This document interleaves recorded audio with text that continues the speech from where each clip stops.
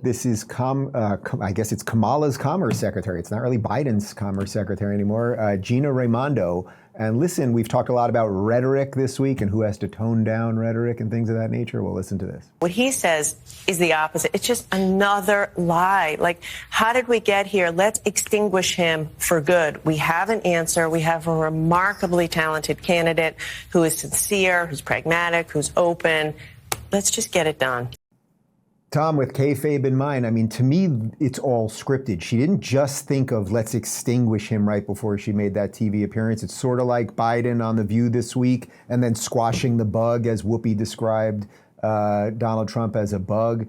That this is all built in. So the idea, it would be nice if we could rein some of this stuff in, but nobody seems to be doing it. Yeah, so you probably should have fed this one to Mike to get a cynical take. I think it'll be a lot more fun for the viewers. So I have a particular, like, it just winds me up when people airlift a single word that somebody says and make a big deal out of it. Like, for instance, it's going to be a bloodbath. I've watched the interview. It's so clear what he's talking about, and yet people zoom in on this word. All right.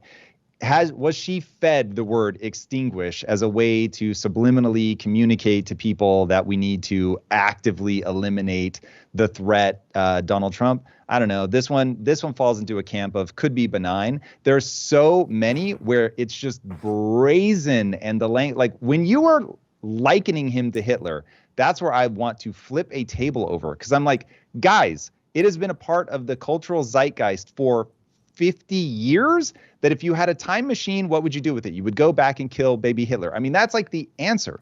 And so that was so steeped into the subconscious of our culture that when they started doing that, I was like, yo, this is reckless. But extinguish, whatever, just probably being the naive one to Mike's cynical. All right, then Mike. All right, then I'm sorry, dumb. Tom. I'm sorry. I'm going to have to give Mike the last word because yes, I am going full cynical on this one. I think it is fully planned. They do this constantly. I am over the good intentions part. So Mike, congratulations. You get the last word. Oh, that's outstanding. Yeah, look, they send the memos around. With their talking points. These are all smart people, right? She's very bright. They know what they're saying, right? They know what the power of words are, and they choose to do this, right? They choose, this is the narrative. They can't get away from it because they're so close to the finish line in the election in November.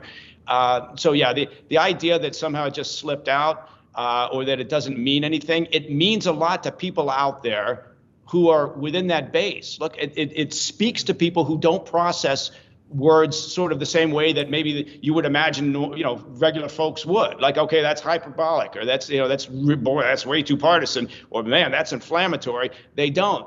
There's a tiny population out there like Ryan Routh and Crooks and the folks that can't process it properly, and they almost see it as a call to action. So it's incumbent upon both sides to stop it. Right? I'm not asking for incredible amounts of civility. I'm just asking for you to be intelligent and understand the world that you live in and choose your words just a little bit more carefully.